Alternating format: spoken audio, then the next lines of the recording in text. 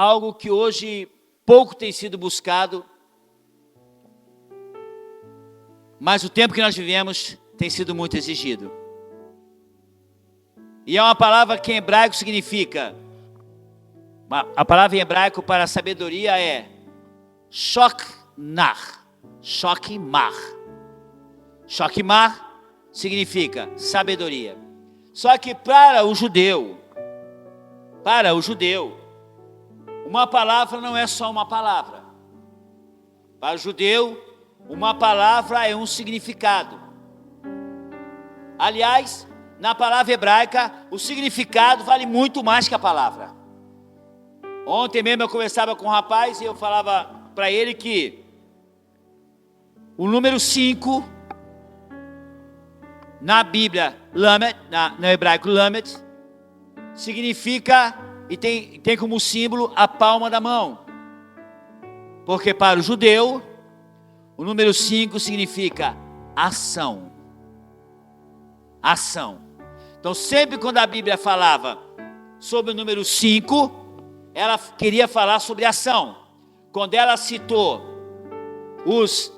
as 10 virgens, ele citou assim: 5 eram prudentes, mas 5 eram loucas. Ou seja, 5 faziam o que era certo, mas 5 deixaram de fazer. Então sempre o número 5 está referindo o quê? A ação. Quando a Bíblia citava a mão de Deus, ela citava Lamed, porque é a mão de Deus, que é os 5 dedos, que é o número 5, representa a ação de Deus. Nessa passagem aqui especificamente, que nós vamos estudar agora, ela fala sobre a palavra sabedoria, que no hebraico significa Shokmar. E como eu falei, vai muito além de simplesmente a palavra sabedoria. Por quê? Porque também no hebraico, além do significado ser maior que a palavra, toda a palavra em hebraico, ela tem uma raiz. Para que vocês possam entender, a gente fala assim, quando a gente fala em casa, a gente lembra do quê? Quando a gente fala casa. Casa. Ninguém sabe aqui o que é casa. Casa, você lembra de lá, sim ou não? Mas se você fala assim, ele casa com ela, eu quero dizer o quê? Que ele firmou o matrimônio, sim ou não? Ele casa com ela, ou ela casa com ele, firmou o matrimônio.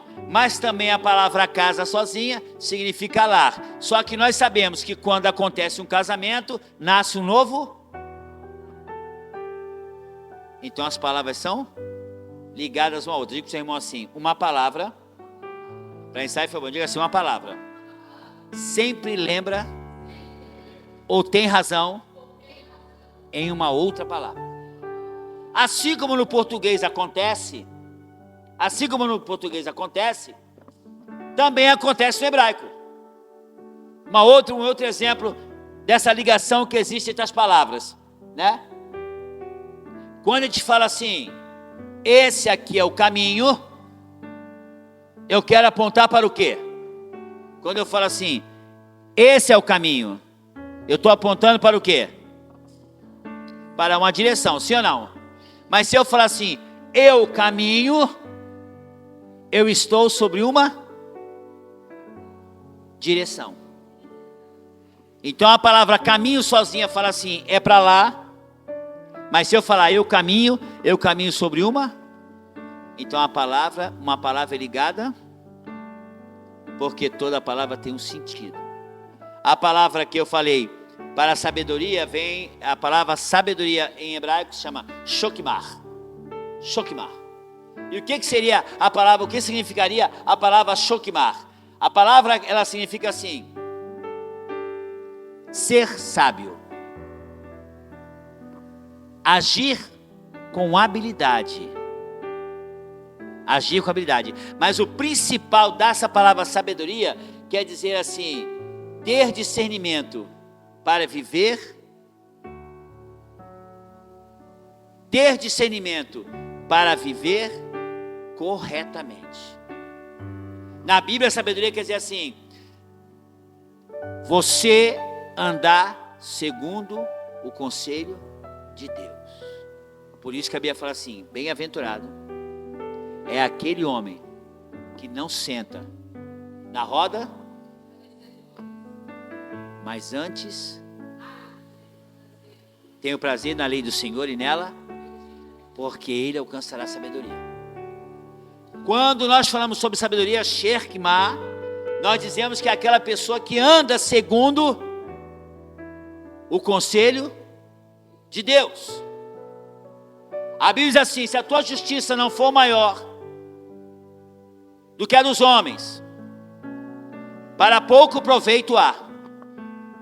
Para pouco proveito há.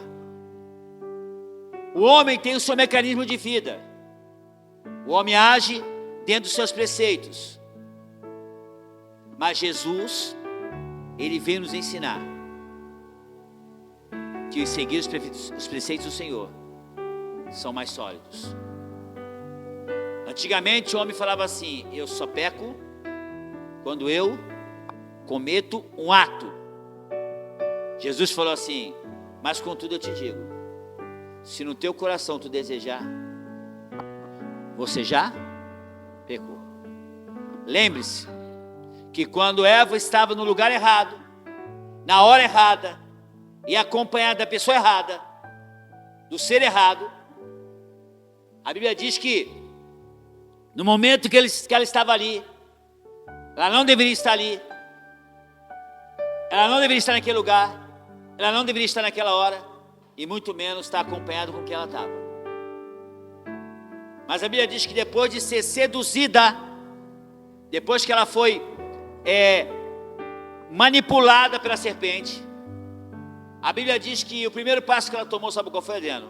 Ela olhou. Ela olhou para o fruto, ela olhou para onde não deveria ter olhado. Ela olhou, primeiro passo. Segundo passo, a Bíblia diz que ela desejou. E a Bíblia diz que ela desejou porque ela achou que o fruto era agradável aos seus olhos. Mas ela não tinha o entendimento de que se comesse aquele fruto, com certeza absoluta, haveria de perecer? Sim, mas não é o conhecimento que vai nos livrar.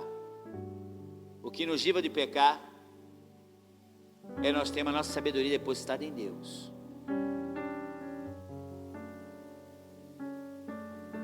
É o Senhor, por isso que a Bíblia diz que o temor do Senhor é o princípio da sabedoria. Ou seja, sabedoria não trata de conhecimento. Sabedoria não trata do quanto você é letrado ou do quanto de estudo você desenvolveu ou adquiriu na sua vida. Sabedoria é saber agir. E às vezes o conhecimento não te ensina a agir. Sabedoria é andar conforme Deus determinou. Louvado seja o santo nome do Senhor. Mas a Bíblia também cita aqui que existe como segunda parte. Estou apanhando um pouquinho disso aqui. Louvado seja Deus, mas vou me acertar. Vou me acertar. Não sou tão hábil como o Charles, mas eu vou me acertar. Então a Bíblia fala sobre dois princípios aqui. Ela fala assim: o temor do Senhor é o início da sabedoria. E o segundo, o conhecimento do santo produz entendimento espiritual. Quando ele fala assim, o temor do Senhor é o princípio da sabedoria, ele quer dizer para você assim: você pode ter até a força para agir, você pode ter todo o conhecimento, você pode ter toda a habilidade, mas se os seus passos não forem guiados pelo Senhor, não há proveito nenhum. Em qualquer lugar do mundo, as técnicas, a logística, o conhecimento científico tem uma grande apuração e um grande resultado. Mas quando se trata de andar com o Senhor, quando se trata de igreja, ou o Senhor nos guia, ou nós não vamos saber o que fazer. Nós somos dependentes do Senhor. Quando a Bíblia fala assim, que o temor do Senhor, ela não está falando assim que você tem que ter medo de Deus, pavor. Que, ó meu Deus, não somos nada, Deus pode nos consumir. Não é seguir um temor na base do medo. Não é isso que ela quis dizer. Deus não nos chamou para andarmos com medo. O Senhor não é um Deus que provoca em nós medo. Diga para o seu irmão assim, o nosso Deus, para ensaio foi bom, diga assim, o nosso Deus é Pai. Ele é Pai. Por mais majestoso, maravilhoso, excelso, gigante, poderoso, Ele não quer de você o medo. Nós não devemos seguir a Deus porque tem o medo do inferno. Porque se você tem medo do inferno, você não tem certeza da tua salvação. Porque a Bíblia fala que aquele que tem a Cristo, as suas vestes foram lavadas no sangue do Cordeiro.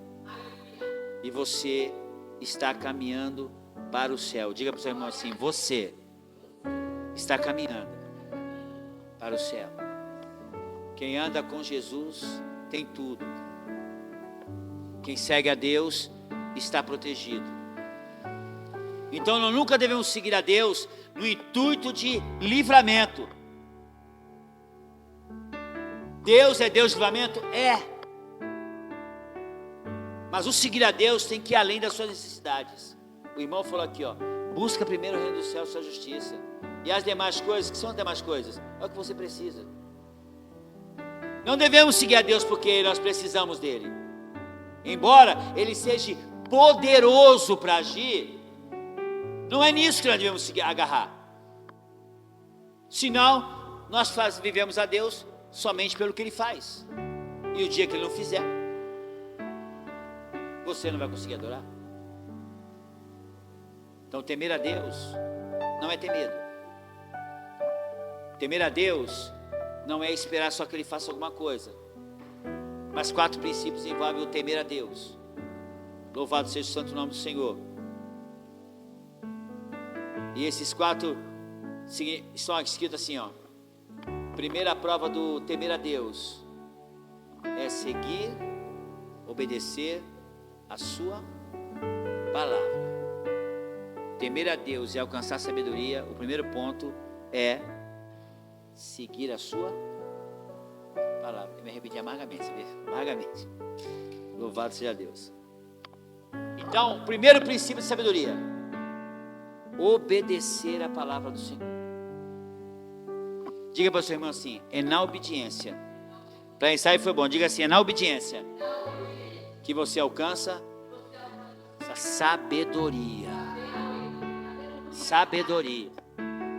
Salomão era sábio porque ele observava a palavra de Deus. Moisés sabia como agir porque observava a palavra de Deus. Abraão conquistou, virou pai de nação porque um dia Deus falou para ele assim: sai do meio da tua parentela e vai para um lugar que eu vou te dizer. Ele obedeceu à voz do homem? Não, obedeceu à voz e alcançou sabedoria. Agiu de forma inteligente, agiu de forma habilidosa. Então o primeiro princípio do temor de Deus, que produz sabedoria, é obedecer a sua palavra. Muitas vezes a palavra não vai falar aquilo que nós queremos ouvir. Muitas vezes a palavra não vai concordar com o que você pensa. Mas melhor vai ser a palavra do que andar sobre os seus próprios conselhos. Louvado seja Deus. O segundo temor do Senhor que produz sabedoria é nós rejeitarmos o pecado. Porque rejeitar pecado não é rejeitado com inteligência. Senão as pessoas cultas jamais pecariam, sim ou não? Mas é o temor do Senhor que vem que nos dá sabedoria, é que nos faz saber que isso não é certo de fazer. Paulo falou assim, ó: tudo me é possível. Sim ou não? A minha esposa sempre fala assim: se pecado fosse ruim, ninguém cometia. Então você diz assim: não, o pecado é ruim, você está apenas se defendendo ou tentando se justificar a si próprio. O pecado, ele causa o prazer. O pecado dá uma euforia na hora que está sendo cometido. O problema é o final dele. A Bíblia diz que o erro, o pior, não está no começo das coisas, mas no final delas. Salomão falou assim: quem desce à casa da prostituta é como se caminhasse para o caminho da morte. Quando você comete um erro, quando você declina para o pecado, você saiu do caminho dos vivos para se colocar no caminho dos mortos. Aí eu te pergunto: isso é uma atitude sábia? É uma atitude coerente? Pior do que isso é você estar no meio dos viventes, estando morto. Ser contado no meio, porque como eu falei no começo, o Senhor, quando foi falar das virgens, primeiro Ele contou, eram 10. Ou seja, falou do grupo, como se eu falasse com a igreja. Porém, o Deus que examina tudo, falou assim: mas no meio desses 10, existe 5 prudentes e 5 loucas. Diga para o seu irmão assim: dos homens, nós nos escondemos, mas de Deus, não. Porque o temor do Senhor é rejeitar o pecado. Paulo falou assim: tudo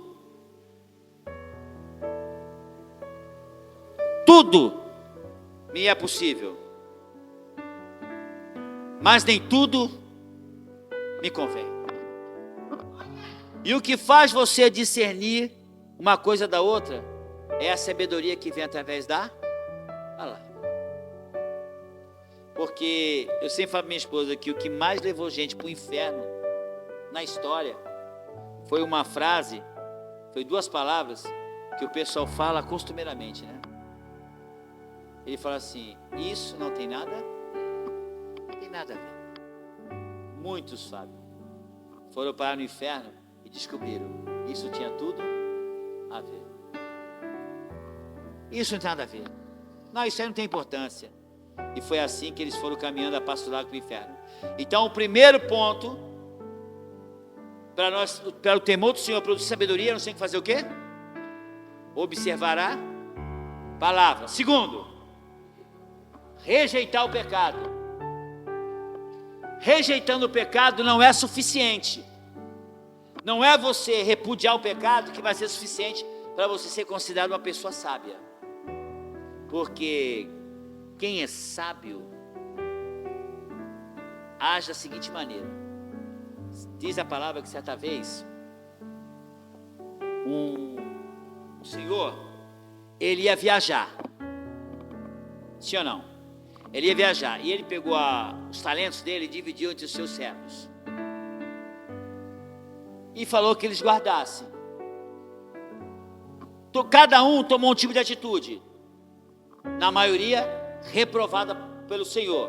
Mas teve um que falou assim: eu fiz multiplicar, porque eu sei que se eu multiplicasse, eu estaria fazendo alguma coisa para ti. E a Bíblia diz que aquele Senhor se agradou, porque aquele servo se preocupou em agradar a Ele. Então, o temor do Senhor nos causa sabedoria quando nós observamos a tua palavra, a palavra dele, quando nós renunciamos ao pecado, né? E o 4º ponto é: vivemos para agradar a Deus. Não basta só renunciar ao pecado, rejeitar o pecado.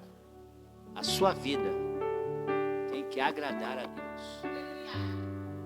E como uma vida pode agradar a Deus? Quem poderia me falar aqui? Qual uma maneira que a sua atitude pode agradar a Deus? Como é que você pode viver agradando a Deus? Fazendo a vontade quando é necessário? Amém ou não amém? O que mais que a gente pode fazer para agradar a Deus? Renunciar a nós mesmos. A nós mesmos. Qual outro? Desejar o reino. Aí ganhando pessoas para o reino. Boa. Qual outro caso, Charles? Que a gente pode agradar a Deus durante nossa vida? Manter a comunhão com quem? Com Ele? Minha esposa, o que pode ser uma vida para agradar a Deus? Desviar do mal? Nós falamos em cima, né? Gente, uma vida que agrada a Deus é aquela vida onde Deus pode ser visto nele. Vida que agrada a Deus é as pessoas olharem para você e verem Cristo na sua vida. E como? Agindo como Ele agiu, pensando como Ele pensou, falando como Ele falou, amando como Ele amou. Estar disposto a se doar, assim como Ele também foi disposto. Agradar a Deus é manifestar na sua vida o testemunho daquilo que Deus pode e faz. Quando uma pessoa, ela fala uma coisa, mas vive outra, qual o nome que a gente dá? Hipócrita? Mentiroso? Demagogo? Falso? Prega o que não vive? Fala uma coisa, mas a vida dele é totalmente diferente. Essa tipo de pessoa não agrada a ninguém. Sim ou não? Quem gostaria de andar com uma pessoa assim? Uma pessoa fantasiosa dessa. Agora, quando a gente vive o que fala e fala o que vive, a gente é conhecido como? Se a pessoa vive o que fala e fala o que vive, como que essa pessoa é classificada? No comum, você fala assim, uma pessoa honesta, uma pessoa verdadeira, uma pessoa leal, uma pessoa de bons princípios. E na presença de Deus, servo de Deus.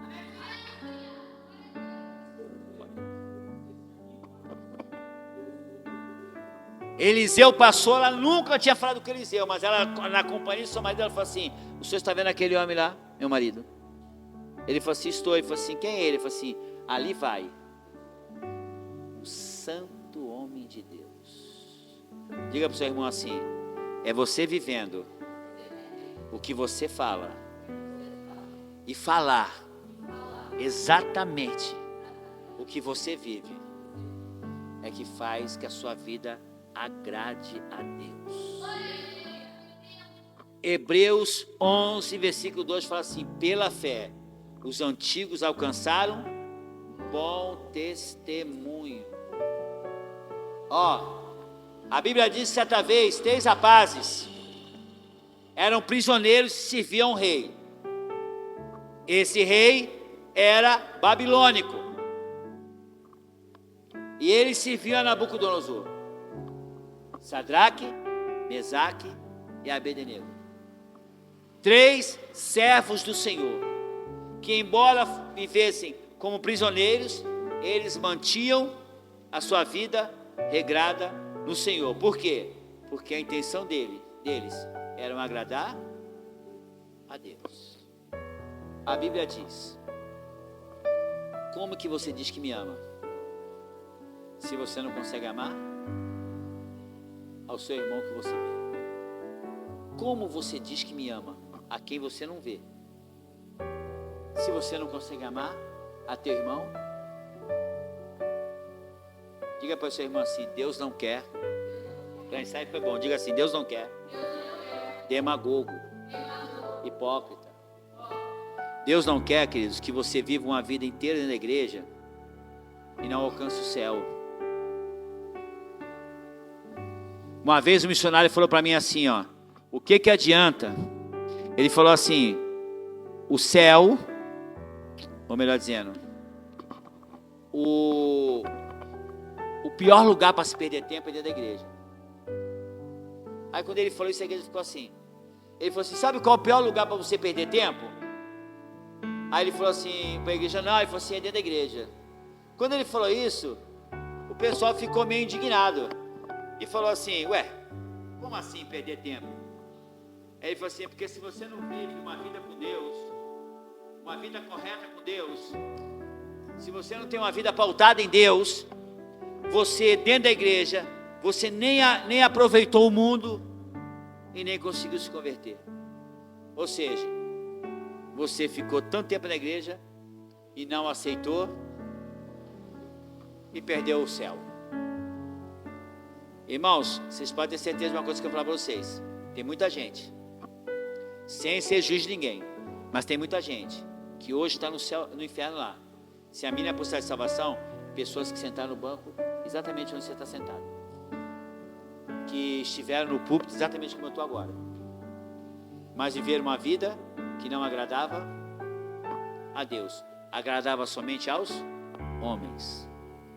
Vivia uma vida em concernimento, em concordância com o homem, mas não com Deus. Diga para o seu irmão assim: é agradando a Deus que a gente alcança os céus. Agradar ao homem não.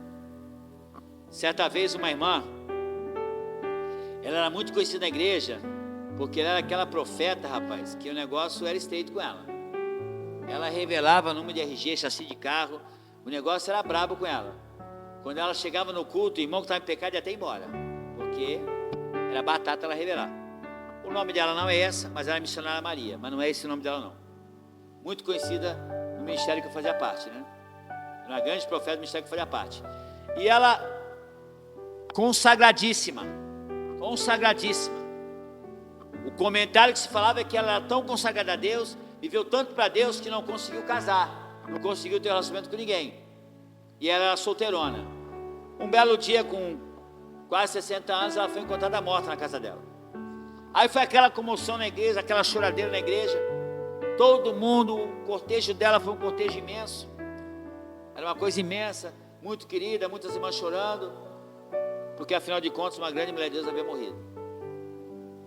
Diga para o seu irmão assim: a visão do homem, para ensinar, foi bom, diga assim: a visão do homem não é a visão de Deus. A Bíblia diz que os nossos caminhos não são os caminhos do Senhor. Não são. Nem sempre aquilo que você fala assim é excelente, em Deus é excelente.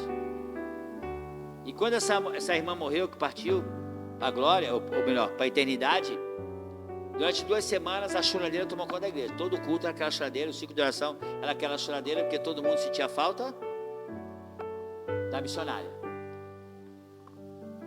Aí um belo dia as irmãs resolveram que tinha que entregar a casa dela, a casa era alugada, tinha que entregar a casa. As irmãs se resolveram, da congregação que ela fazia parte, resolveram se juntar, falaram: vamos para lá, vamos limpar a casa, lavar tudo, né? Botar tudo limpo para poder entregar.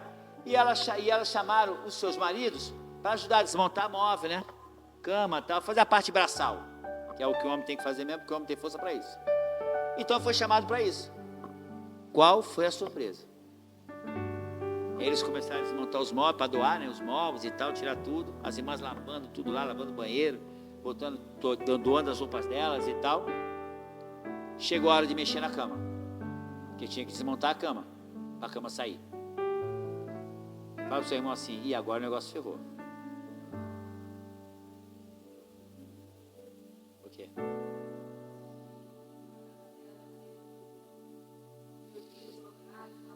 Ah, foi mesmo, lembrei. Antes de fazer essa limpeza, eu estava na consagração e estava aquele grupo de irmãs chorando, e vamos orar agora, né? E tal, para nossa irmã Maria, né? Agradecer a Deus pela vida dela e tal, que ela descanse em paz com Deus e tal. E quando ela começou essa oração, na hora, tinha uma moça que a primeira vez que ela tinha no ciclo de oração lá, na consagração, melhor dizendo, e ela foi tomada pelo poder de Deus, e aí quando estava orando, agradecendo pela missionária Maria que havia falecido, Deus tomou essa mulher e falou assim: não fale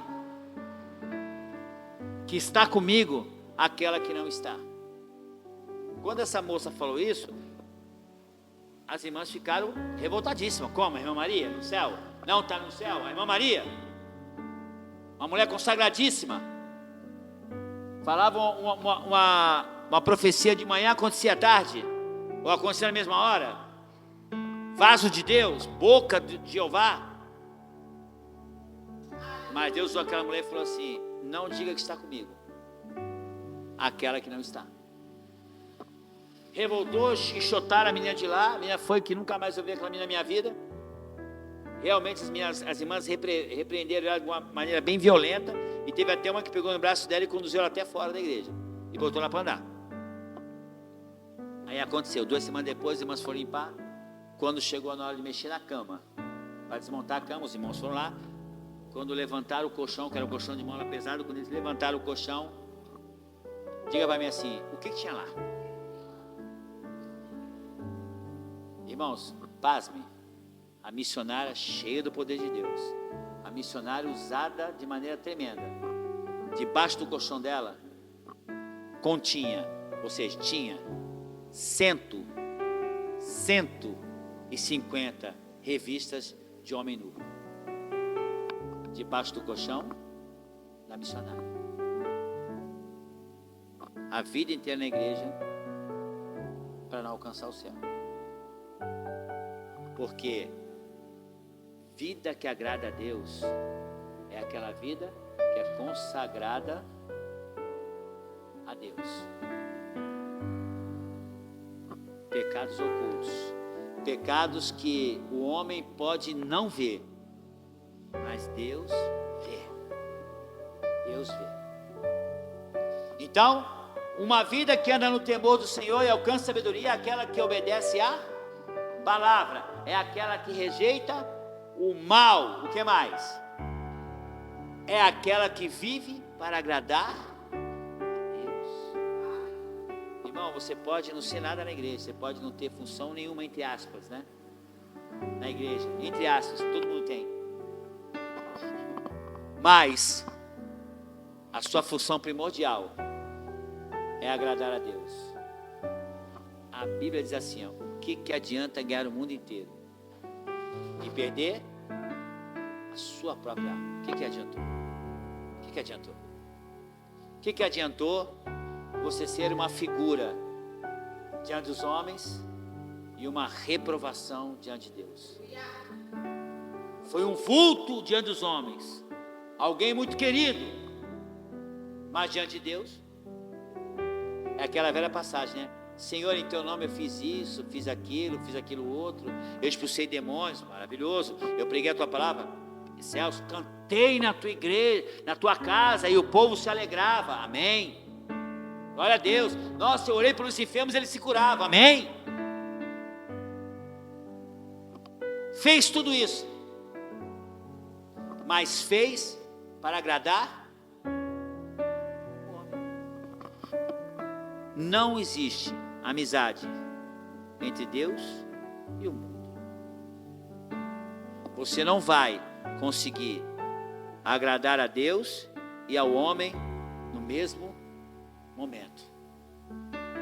A Bíblia diz assim, ó: bem-aventurados sois vós, capítulo 5 de Mateus, bem-aventurados sois vós, quando vos injuriarem e perseguirem, e mentindo, disserem todo o mal contra vós, por minha causa. Grande é o vosso galardão nos céus, porque assim perseguiram aos profetas que viveram antes de vós. Traduzindo, bem-aventurado é você que não se preocupou em viver agradando homens, mas viveu agradando a Deus. Então, primeiro, obedecer a palavra. Segundo, rejeitar o pecado. Terceiro, viver para agradar a Deus. E quarto, reconhecer a sua soberania. Temor de Deus que produz sabedoria é aquela pessoa que reconhece que sem Deus nada podemos fazer. Sem Deus não há caminho a se tomar.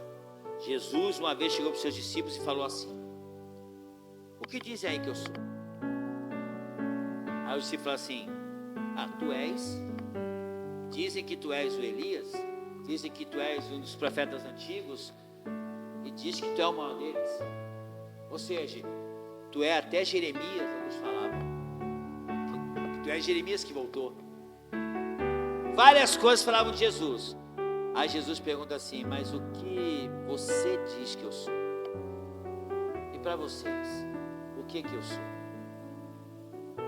Aí eu faço a pergunta para você que está aqui: quem é Jesus para você?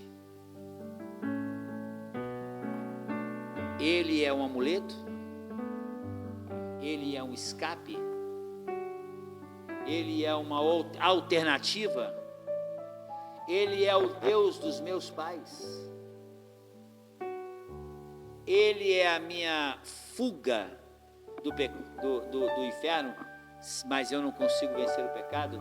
O que é Deus para você? Porque o homem que alcançou sabedoria, porque teme a Deus, ele reconhece que Pedro falou assim: tu és o Cristo, Filho de Deus. Paulo falou assim: estejais sempre pronto e em paz para responder quando vos perguntarem a razão da sua fé. Quando perguntarem assim: o que é Cristo para você? O que é Cristo para você?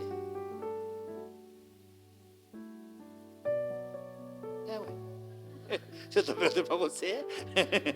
Não, a pessoa que está atrás, responde. Cristo para você é o caminho para você? Oi? Pão da vida, amor para você? Cristo? Tudo? Ludmila, Cristo para você é o começo e fim da tua história? Cristo?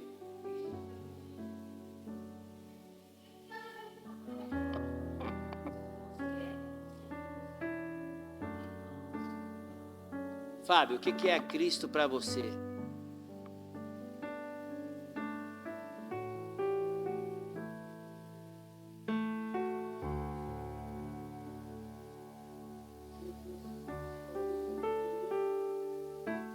Se não fosse Ele na sua vida.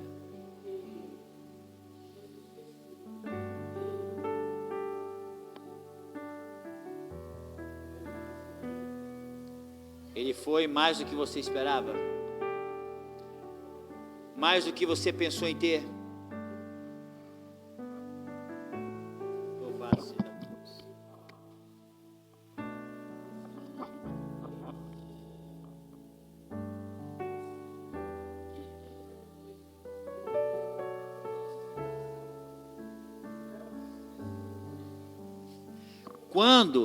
Quando a gente não consegue definir o que é Deus para nós, é porque Ele é muito mais do que nós podíamos querer ou pensar. Jesus alcançou um grau na nossa vida de tanta superioridade, que até de encontrar palavras para definir o que Ele tem sido na nossa vida é difícil, porque Ele alcançou tudo. Deus, Ele é na nossa vida tudo. Fala para o seu irmão assim: Deus, através de Jesus, ocupou todos os espaços das nossas vidas.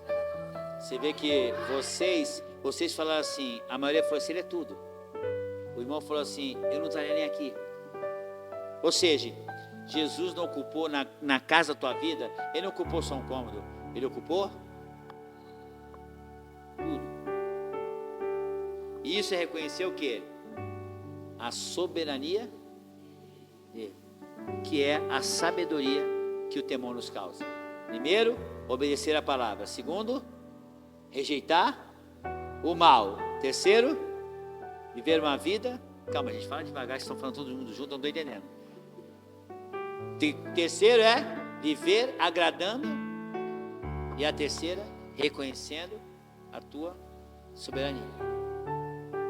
Pedro falou, quando Jesus estava irritado, ele falou assim, se vocês quiserem ir embora, os apóstolos, pode ir embora, vocês podem me deixar, não tem problema. Aí Pedro virou para ele e falou assim, Senhor, para onde nós iremos?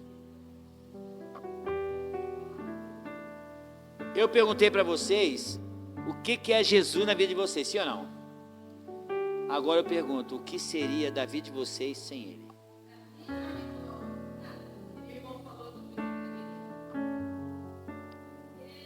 Entendeu?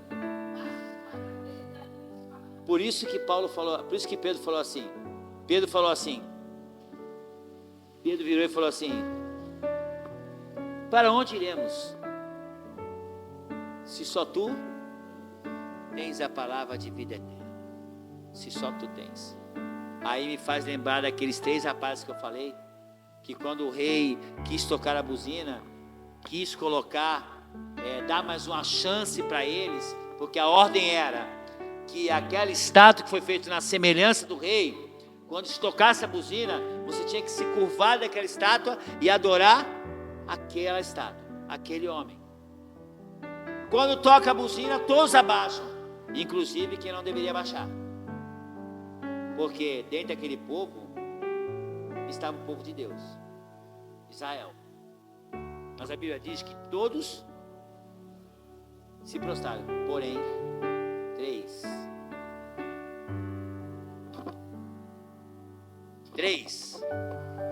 não se prostraram.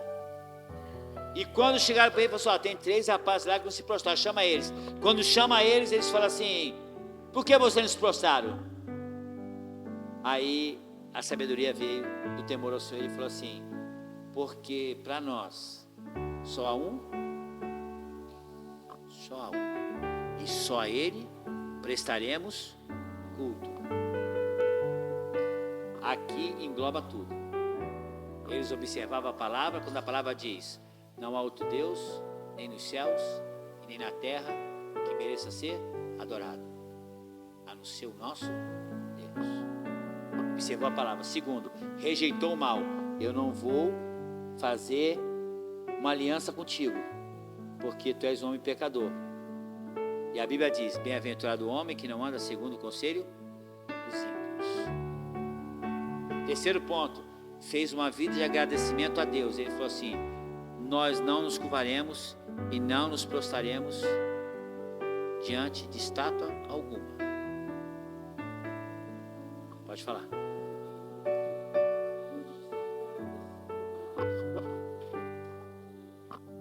Aí ele fala assim, mas quem poderá te livrar dessa fornalha? Da minha mão, ele falou. Da minha mão e dessa fornalha. Aí eu achei bonito que eles falaram assim, sobre esse assunto aí que você falou, eu não vou nem perder tempo. Diga para o seu irmão assim, quem vive agradando a Deus. Para ensaio foi bom, diga assim, quem vive agradando a Deus, não há do que temer. Sobre esse assunto, quem vai livrar? Eu não quero nem perder tempo, porque se Deus quiser o rei, Ele nos livra, mas se Ele não livrar, bendito seja Deus. Se livrar, livrou, mas se não livrar, amém, amém. Por quê? Porque a minha vida diz assim, eu tenho que agradar a Deus, e os covardes não agradam a Deus, não agrada a Deus. Aquele que aceita a conchava, que faz mediação entre o homem santo e o profano, não agrada a Deus. Ele falou assim, Senhor, o nosso Deus pode nos livrar da tua mão, mas se contudo Ele não fizer, Ele deixou de ser Deus? Vai deixar de ser Deus? Bendito Louvado seja o nosso Deus, porque é Ele que define quem vive e quem não vive. É Ele que define se vai ser dia ou se vai ser noite. É Ele que define o que vai acontecer ou o que não vai acontecer. Ele fez uma pergunta para Jó assim, ó: onde estava você, Jó, quando eu coloquei os fundamentos da terra? Diga para o seu irmão assim: esse Deus tem que ser temido, porém com sabedoria, porque o homem sábio reconhece a soberania de Deus. Sabe que por mais que Ele possa usar você para uma grande obra, você continua sendo apenas instrumento, porque a soberania pertence a Ele. Sim ou não?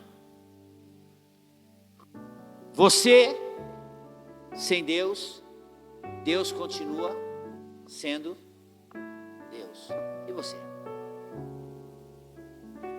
Deus nunca precisou, não precisa e nunca precisará de nenhum de nós, porque nenhum de nós tem a capacidade, a condição de diminuir Deus, porque Deus permanece sendo.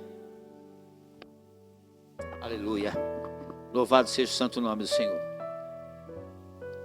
E aí ele chega para o rei e fala assim: bendito seja o nome do Senhor.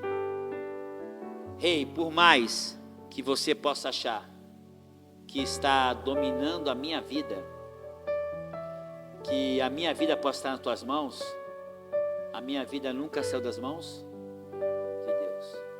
Diga para o seu irmão assim: o inimigo, para ensaio foi bom, diga assim: o inimigo não tem controle sobre a sua vida. Não tem. Eu sempre digo que se o inimigo ele pudesse fazer o que ele ameaça fazer com você, ele não ameaçava, ele ia lá e fazia. Ele só não faz porque entre você e ele tem Deus. Aprenda, irmãos, o diabo não brinca de ser diabo, mas a gente brinca de ser servo, quando a gente não deveria brincar, porque quem está do outro lado do brinquedo não brinca, ele só está enganando você. Ele está mostrando para você que o negócio é bom, está fazendo que o negócio é saudável, mas ele só está brincando, enganando você, porque o teu inimigo não brinca de ser inimigo. Então não brinque de ser servo. Não saia da proteção de Deus.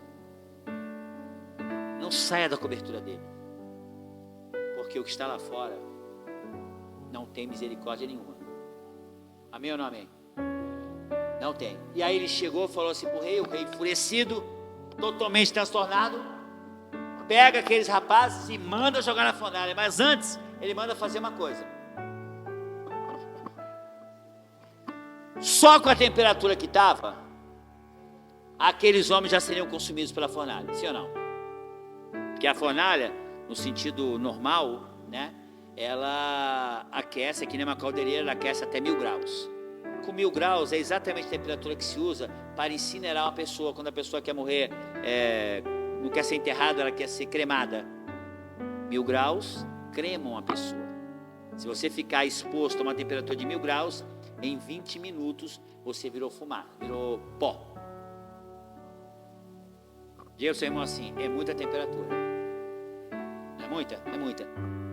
Mas aí o rei, indignado pelo que ele escutou, pela fé que ele viu naqueles hebreus, ele falou assim: vou aquecer 7 vezes. E ele mandou aquecer quantas vezes? 7 vezes. Sim ou não? Ele mandou aquecer 7 vezes. O número 7 na Bíblia é o número da perfeição. É o número de Deus. Na hora que ele mandou aquecer, As sete vezes a fornalha, Charles, é como se ele falasse assim: Deus está autorizado a entrar?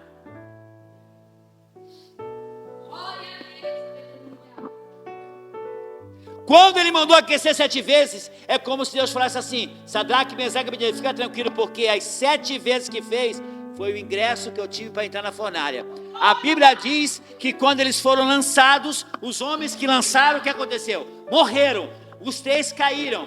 Quando eles caíram, eles ficaram esperando Deus chegar? Não, a fornalha já estava aquecida 7 vezes. A fornalha já tinha Deus dentro.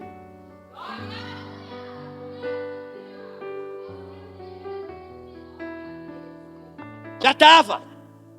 Ela estava na temperatura do número de Deus. Então a Bíblia diz que quando eles caíram na fornalha, que eles se levantaram dentro da fornalha, eles já encontraram com Deus ali. E aí o rei cego, amante de si mesmo, idólatra, olha para a fornalha e fala assim: espera aí, não foi 3 que foram lançados? Foi. Então por que eu olho e vejo?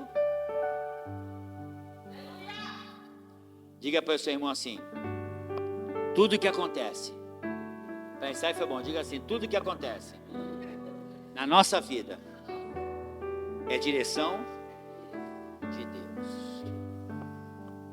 1000 matava, mas 7 vezes colocava a presença de Deus dentro da fornalha.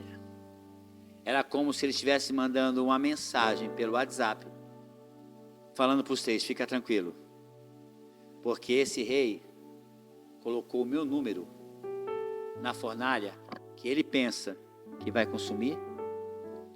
Isaías 54:17 fala assim: toda ferramenta preparada contra ti. O rei mandou aquecer 7 vezes por causa de quem? Por causa dos 3. Toda a ferramenta preparada contra ti. A fornalha queimou eles, porque não vai prosperar. Nada, nenhum plano que fizerem contra você vai prosperar. Nada. Nada. Mas é um plano bem armado. Nada. Ah, mas agora ele vai cair. Nada. Ah, dessa vez ele não vai fugir. Nada. Quem falou foi Deus. Ele falou assim: nenhuma. Nada. Vai prosperar se ela se direcionar contra você. Porque eu olho para você e eu vejo que você me teme com sabedoria. Você observa a palavra. Você rejeita o mal. Você procura me agradar. E você reconhece que eu sou Deus na sua vida. O princípio da sabedoria é temer a Deus. Homem que teme a Deus é homem louvável. Homem que teme a Deus é homem que a terra não era digna que eles pisassem. Queridos, que nós possamos nessa noite pensar que a sabedoria só vai tomar conta da sua vida, o Shokmah só vai entrar na sua vida se você obedecer a palavra de Deus, se você rejeitar qualquer possibilidade de mal, mesmo que ele cause para você momentânea alegria. Momentânea alegria. Porque tudo que o pecado te oferecer, tudo que o diabo te oferecer, é só naquele momento. Ou você aproveita ali, ou você não vai aproveitar mais, porque após passar aquilo, o resultado daquilo é desgraça. A Bíblia diz que quem caminha no pecado caminha com passos largos para o inferno. Mas quem perdeu a vida por causa de Cristo ganhou. A Bíblia é o livro da antagonia. Na Bíblia, quanto mais você desce, você sobe. Se você morre, alcança a vida. Se você perde, você ganha. Você ganha. Mas eu não estou perdendo, não, você está ganhando. Porque o vosso reino não é Salmo 15 fala assim que nós somos cidadãos do céu. Aqui é apenas uma. Quem está morto é o mundo e não você. A Bíblia diz assim: o mundo jaz, mas a todos quanto receberam deles o poder de serem chamados filhos de Deus, que não andam segundo a sua carne, mas andam segundo. Paulo falou assim, antes de ser degolado: combati o bom combate, acabei a carreira e guardei. Vamos repetir?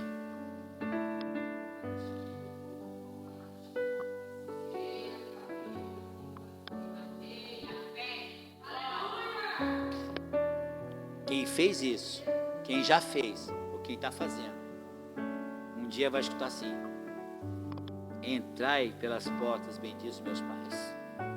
Bendito meu Pai. A Bíblia diz que ao que vencer, ganhará um novo nome, comerá do fruto da vida, terá a sua participação no banquete, nunca mais chorará, nunca mais sofrerá. Paulo falou assim: hoje nós vemos ele como por espelho, mas amanhã o veremos tal como ele.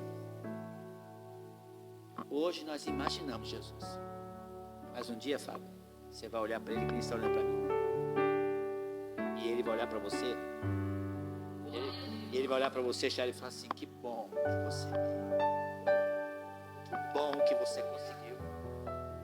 O céu torceu por você. Isso não é alegria, irmão, isso é fé. Jesus falou assim, não se turbe, João 14 falou assim: não se turbe o vosso coração, credes em Deus, credes também em mim.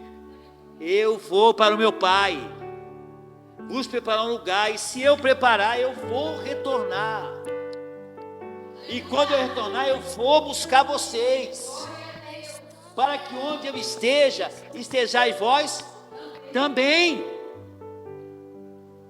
Também. Então que nós possamos sair daqui com essa palavra no nosso coração.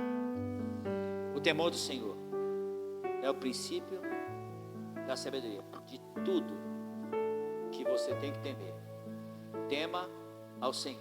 A Bíblia diz, é a última parte que eu falar, a Bíblia diz assim, ó: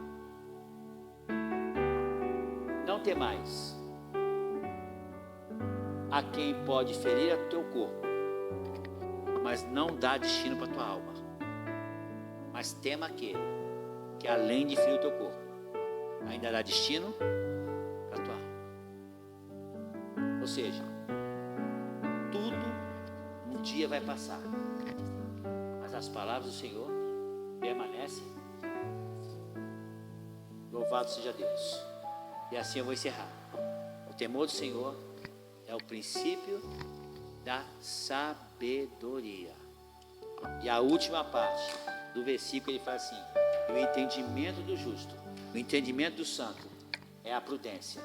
No momento em que você vive a etapa da sabedoria, que você segue a palavra de Deus, quando você segue a palavra de Deus, quando você vive o princípio que nós falamos aqui, observa a palavra, rejeita o mal, agrada a Deus e reverencia Ele como Senhor. Quando você começa as 4 coisas, que é o princípio da sabedoria, nós começamos a ter comunhão com Deus. Hoje eu falava para um rapaz, né? E ele falava assim: nossa, eu estou vivendo hoje o que eu nunca vivi. Eu nunca achei que isso fosse possível acontecer. E eu virei para ele e falei assim: quanto mais oramos, mais nos tornamos íntimos de Deus. Quem ora, quem tem uma vida de oração, lê hoje o jornal de amanhã. Quando Naamã foi procurar Eliseu porque estava leproso, a Bíblia diz que quando foi comunicado que o grande guerreiro Naamã estava lá, Eliseu já sabia, Porque quem ora, diga para o seu irmão assim, quem ora, para ensaiar foi bom, diga assim, quem ora, leu hoje o jornal de amanhã. Sim. Não é? Lê hoje o jornal de amanhã. Então, quando você opera esse princípio de sabedoria na tua vida, a Bíblia diz que nós nos tornamos íntimos de Deus. Jesus falou assim: se vós estiverdes em mim e as minhas palavras estiverdes em vós, pedireis qualquer e vos será. Alegra-te no Senhor Jesus e Ele concederá o que deseja. Buscai primeiro o reino dos céus e a sua justiça e as demais coisas. Porque no momento que você observa a palavra, você se torna de Deus íntimo. E aí entra a segunda parte. E o entendimento dos santos é prudência. Porque no momento que você observa a palavra e vive assim, você começa a ter um conhecimento de Deus. E esse conhecimento de Deus te faz entender a Deus, entender a palavra, entender qual é a verdadeira vontade de Deus. E aí você sabendo a verdadeira vontade de Deus para você, você começa a caminhar no sentido da qual Ele te orientou. Então Deus muda o seu caráter. Mudando o seu caráter, Ele muda o seu entendimento. Então antes você andava solto, perdido por aí, sem saber nada do que ia acontecer. Hoje não. Hoje, no momento que você não sabe de nada, ou não sabe como agir, você vai aos pés de perguntar para Ele. Aí Salmo 37, versículo 4 fala assim: entrega o teu caminho ao Senhor, confia nele e Ele tudo. Bem, vamos colocar de pé, em nome de Jesus. Espero que a palavra tenha falado ao coração de vocês. Então observe, a partir de hoje, vamos observar a palavra de Deus. A partir de hoje, vamos rejeitar qualquer mal. Irmãos, qualquer mal. Se você perceber que até um comentário, a Bíblia fala assim, Jesus falou assim: se o teu olho te condenar, arranque-o, porque melhor será para ti entrar nos céus sem um olho do que com os dois e parar no inferno. É lógico que Jesus não está mandando arrancar o olho de ninguém, literalmente, mas o que Ele quer dizer, se você percebeu que aquilo ali não é a conduta, se aquela pessoa que está andando com você não tem a conduta correta do seu lado, dispensa.